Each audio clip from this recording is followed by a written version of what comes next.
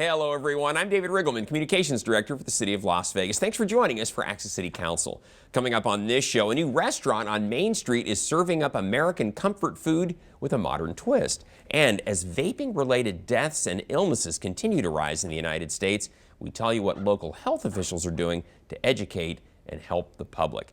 Of course, the councilwoman who represents Ward 3 is Olivia Diaz. She joins me now. Councilwoman, welcome to the show. Happy New Year. Happy this is New our Year, David. first Access City Council show of 2021. It's here. Thank goodness. It is here.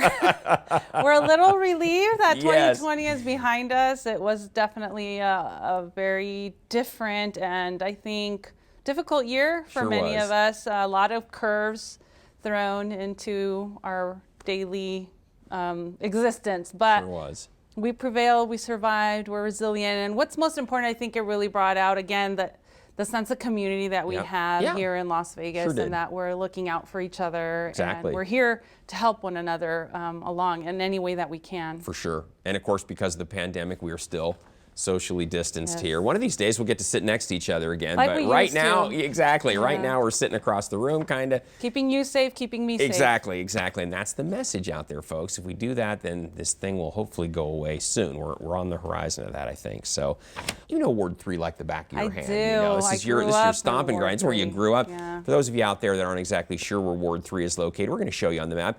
It's basically the east side of our city, but it's also a lot of our downtown, the Arts District.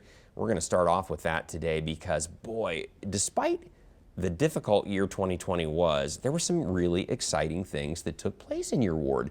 Encouraging. These are the things that kind of kept me going through the year. They were the bright spots. They were, because sure. it wasn't all bad. No. You posted this on Facebook. It was really exciting. We'd like to welcome Main Street Provisions to downtown Las Vegas. Now, this is a new restaurant that's on Main Street. Main Street, you guys, if you haven't been there lately, is so cool. Restaurants, shops. It's just it's Arts festoon lighting, the District. Arts District. It's just a great location. It's And just- now you have a new restaurant there. It's just blossoming, and thanks to people like Kim Owens who have stayed the course. They said, she told me when I was there for the grand opening that she had shopped around many different places all over county, and that there was no place like the 18B Arts District in Ward 3. And so I was happy to hear that we're very unique, and we're a very just organic place for different small business concept. This is going to be an amazing, it is actually, because we already opened it and cut the ribbon and everything. After 21 months of hard work, Kim put into, making sure everything was perfect. She has amazing murals. She has an amazing art piece on the wall. Everything has been thought out so well, and I can't even wait to taste the food. I can't lie, I know. haven't been there, but it's We gotta Southern get there. comfort food With a twist, with a yeah. twist. Yeah, So I can't yeah. wait to Check it out. check it out and just go on a date night, because sometimes we parents who have been Yes. with our children for a very long time in deserve 2020, that. we deserve to just find a nanny, get away, and have a date night as spouses, and just kind of not have the duty, right? Exactly. For just a bit. Exactly right. Well, as you said, Councilwoman, it's a long time in the making because the pandemic slowed her opening down, but Kim Owen is up and So running congratulations, Kim. Yeah, that's wonderful. And she brings a lot of experience, a lot of restaurant experience with her. So now she's in the downtown. It is only open for dinner, so you can't be there for breakfast or lunch.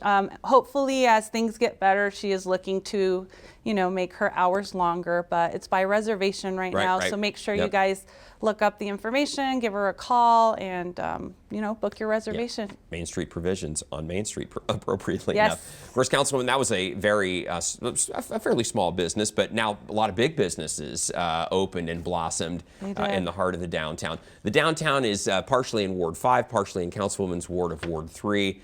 But exciting stuff. You posted this on Facebook. You said, despite it being a hard year, 2020 brought exciting additions to downtown Las Vegas. Oh, yes, it did. Yes. And from the Circa, Councilwoman, just start naming them off. I mean, it was an exciting time. So Of course, the Circa being the big one. Circa was a blessing because they were already underway with their construction efforts pre-pandemic.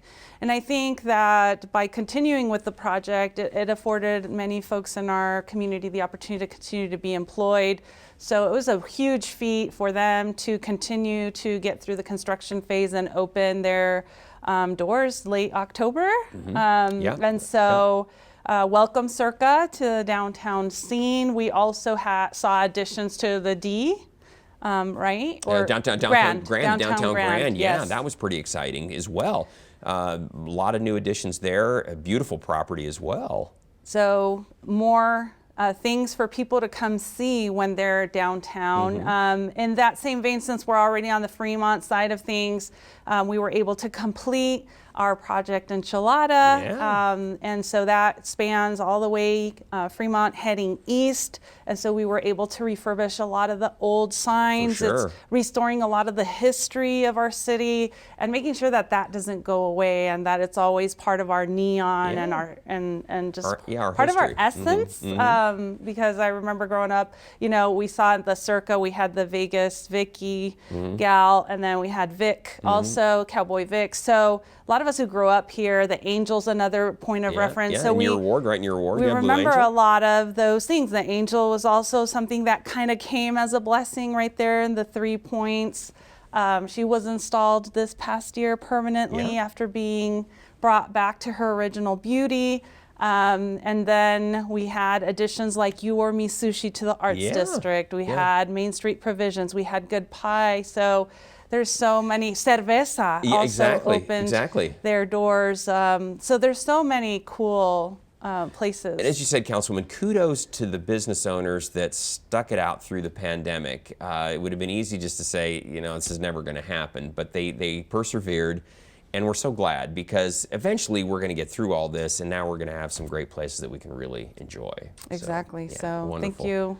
We should mention too the Gateway Arch, right, in Ward 3 as you come into Ward 3. So that's not necessarily business, but that was a public works project, and you know, a lot of folks were questioning why we had made such a substantial amount of investment in that archway. But just want to remember, folks, these get mapped out about 3 to 4 years because we find the funding, we have the way to make them pencil, and then that money is allocated for that project. So it wasn't like we can all of a sudden change the funding to go to other needs. It's already been predestined for that at a very specific engineers were hired, companies were hired, contracts were signed. We just think it's cool, you know, that people know that they're entering, you know, the city of Vegas, and it's Ward right 3. in front of the Strat. Right. So that's the gateway. We call it the gateway of the city. Exactly.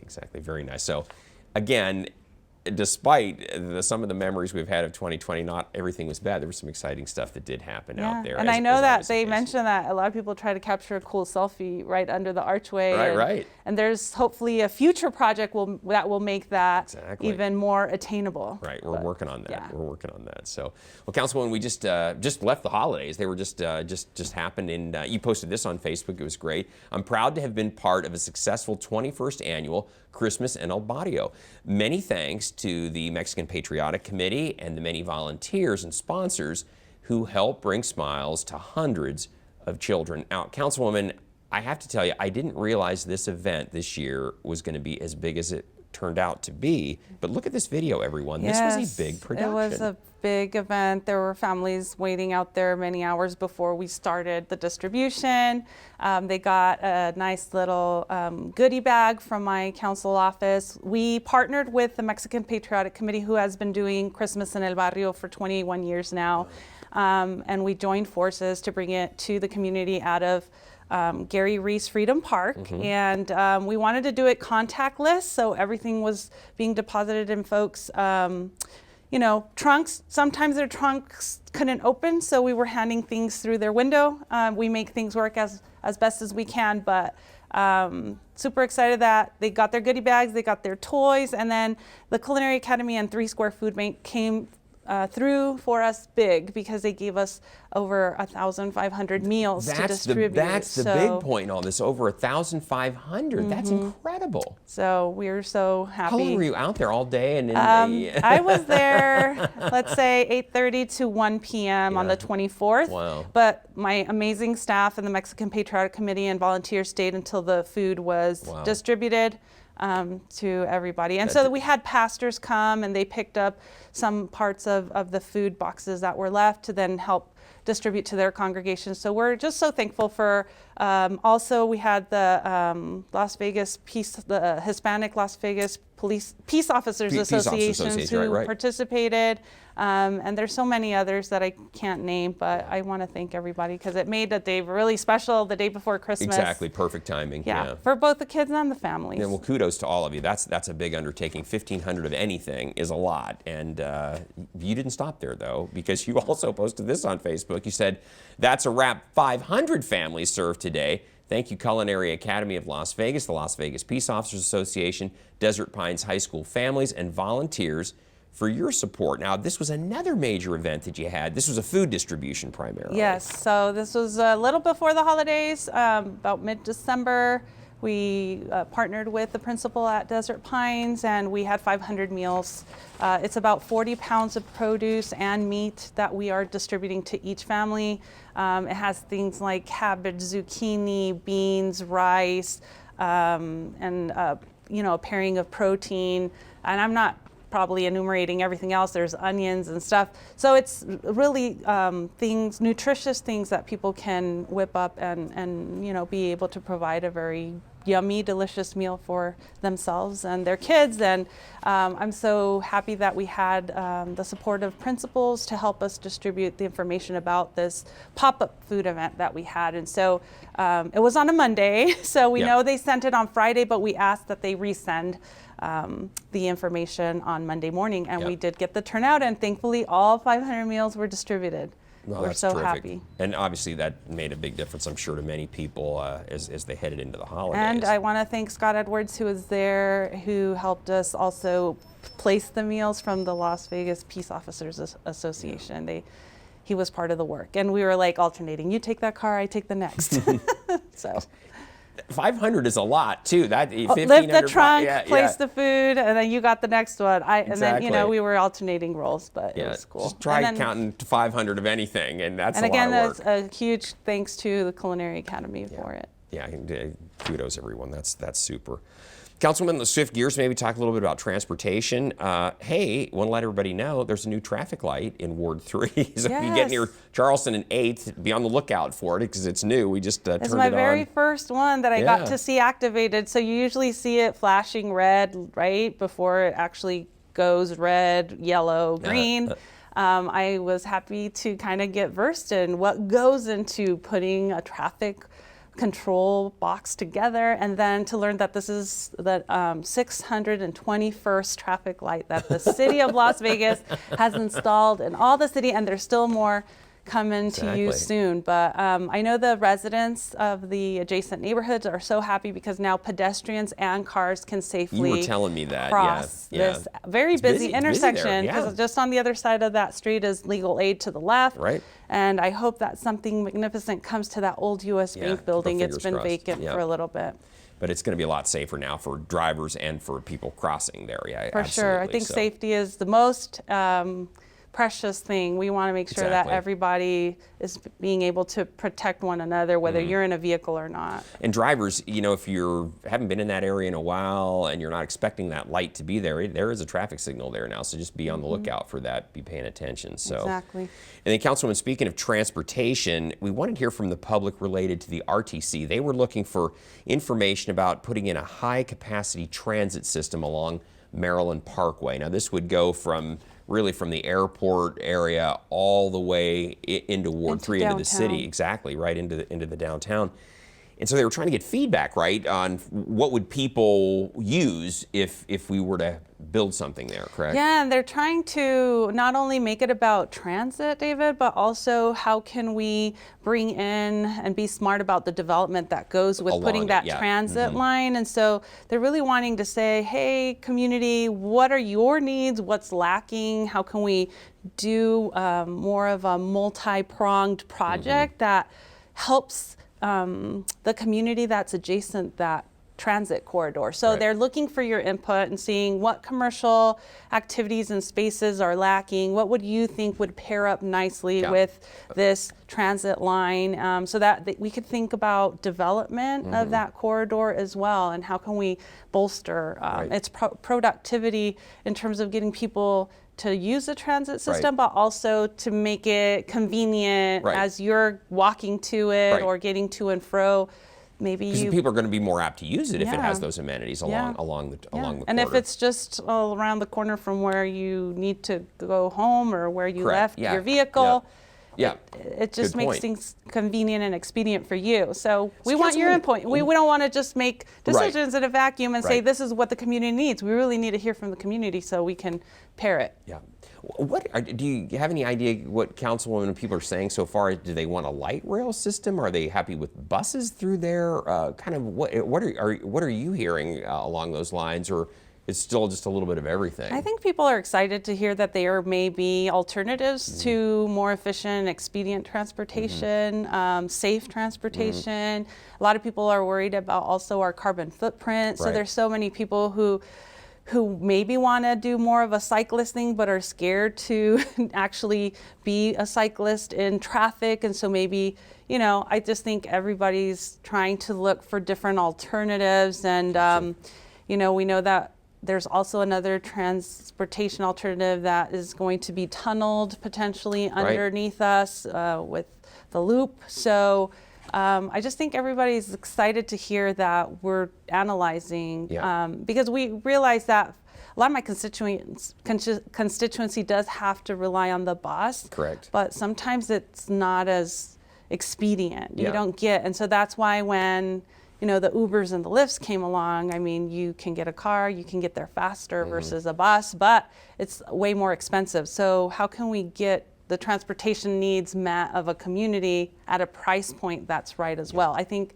that's the beauty of having diversity in the transportation area. Regional Transportation Commission, RTC, they want to hear from you, their website. Yes, please go. We, it just takes a few minutes. I think no more than 15 minutes of your time to kind of just give us your information, your thoughts, and the more we get different perspectives, the better project we can mold. And right now we can't have the in-person meetings we usually would have forums, invite the community, have the conversation together, but we can't in these times. So this is the best way. You got to drop us a line. Exactly. It's RTC SNV, and you'll find it on the web then. Councilwoman, also want to let everybody know, January 27th, the Hispanic Civil Academy is coming up.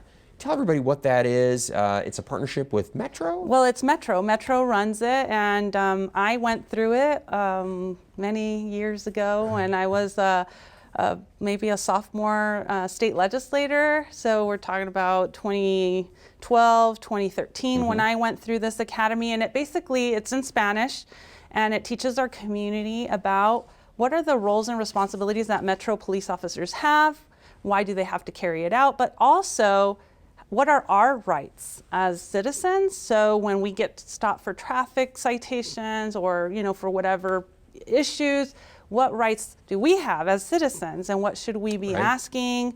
How should we be conducting ourselves? It's a lot of also information about keeping our kids safe on the computer with predators online. And sometimes we parents are unaware of different things that are happening via the computer and our children, also about gang affiliation, how we as parents can kind of pick up the telltale signs, drug addiction. So really it's good very information, widespread information. It's not strictly all about Metro, but it's to help foster our relationships as a Latino community, Spanish-speaking folks, and them, and Metro saying, hey, we're here to be law and order and protect our citizens, and we just really want you to have the best information to help your families. LVMPD.com is their website. If you're interested in getting more information, Las Vegas Metropolitan Police Department, LVMPD.com. And then you'll see the information about the next Hispanic Civil Academy is coming up on January 27th. It'll be most likely virtual. They may have in-person signups on the actual day it starts, but they do require pre-registration happen. So if you know anybody that's Spanish-speaking that could benefit from participating, it's a life-changing experience because I think it does make you more aware of different complexities that are out there, and even really just good. Protecting even our own pockets sometimes from when you get fraud. They clone your card, and how do you go through the steps of remedying those situations? Great right? information. So cool. Coming up January 27th, everybody. Yep. Well, Councilwoman, we need to take a short break, but when we return, the dangers of vaping e-cigarettes and what our local health officials are doing to help. That's next, so please stay with us. I dare you. I dare you to change the world. Yeah, you. Getting that college education. I dare you to be somebody important. Like be a teacher or a reality TV star. I dare you to stand up here. To call the shots. To be a role model. An inspiration. An innovator. To be a teacher. Think you can change my life? Make me excited about science like you. Have a career that really means something? Then do it. I dare you.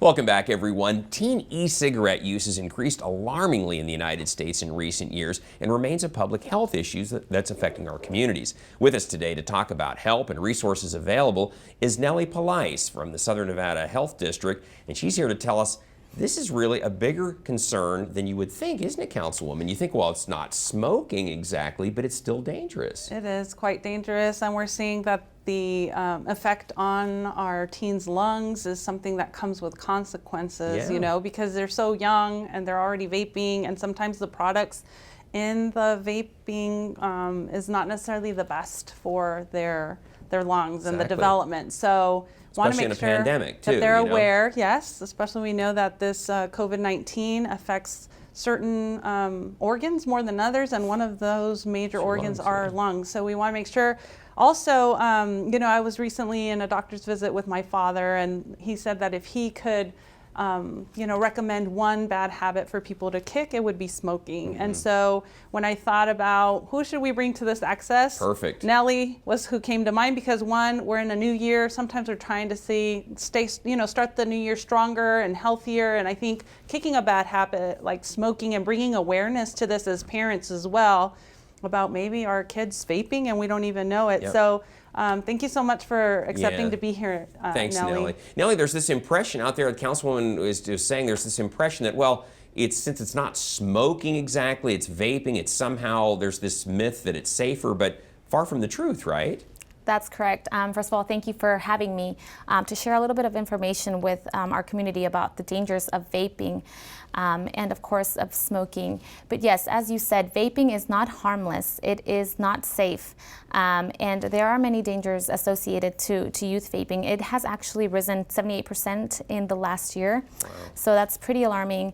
Many times parents, like you said, Councilwoman, are not even aware that their teens are vaping at home, and so it is alarming. And the good news is that if you are someone who wants to quit smoking or vaping, there is no better time than now to do it. And this is because, as you said, we are in the middle of a pandemic, and we have found out that our research shows that a lot of the health effects that smoking causes, so does the COVID-19 pandemic, especially in the organs, especially in the lungs. And so when someone quits smoking, you're also helping your body reduce the risks of a heart attack, and you're also helping your lungs just work better. And it's never too late to quit. Nellie, I think one of the questions, I think the thought out there, can people be addicted to vaping? I know there's nicotine in some of the vaping products. Can people become addicted to that just like they can cigarettes? Yes, of course they can. We've had many youth actually just give us their testimonies with this product, and they have become addicted. Many of them actually start using it because of the flavors, right? Oh, it's gummy bears, or gum, or whatever, just interesting flavors that attract them. And this is how the tobacco industry actually attracts these young youth, is through the flavors mainly. But this is how they begin experimenting with these products, and they don't know that many of these products, although they say they do not contain nicotine, actually do contain nicotine. It has been shown. Yeah, that's what and I've seen some research along that. Councilwoman, I think one of the things that's interesting is that we've known that in a household where someone is smoking cigarettes, the dangers of secondhand smoke are certainly are real. I wanted to ask Nellie. Nellie, is there a danger from secondhand vape if people are doing this in the home or around others? Is there a potential danger like there would be with cigarette smoking? Yes, there is. I mean, there's nothing better than clean air, right? So whether that's vape or smoked cigarette, it's definitely not good for you to breathe in anything that is just not clean air. And we see this a lot in multi-unit housing, where it's, you're living with others who may be smoking in their unit and it travels to your unit. And this is especially concerning now that we are in the middle of a pandemic. Again, we've seen an uprise in exposure to secondhand smoke among multi-unit housing residents, and so this is something that we're trying to help. The Southern Nevada Health District is trying to help the community by working with multi-unit housing managers to implement smoke-free policies in their residences or in their buildings, just to provide better clean air for their tenants. Yeah. And so, Nellie, how do people seek the support and the help that the health district is offering for smoking cessation, whether it be regular cigarettes, cigars, or vaping? Can you shed some connections here to our community about where they can seek this advice and this help? Yes, thank you. If you are someone who wants to quit smoking or vaping, you can obtain free resources through the Nevada Tobacco Quit Line at 1-800-QUIT-NOW. The Nevada Tobacco Quit Line offers many free resources, such as FDA-approved quit patches. They have trained cessation experts who will work with you one-on-one to develop a quit plan, and everything is confidential, and everything they offer many different languages.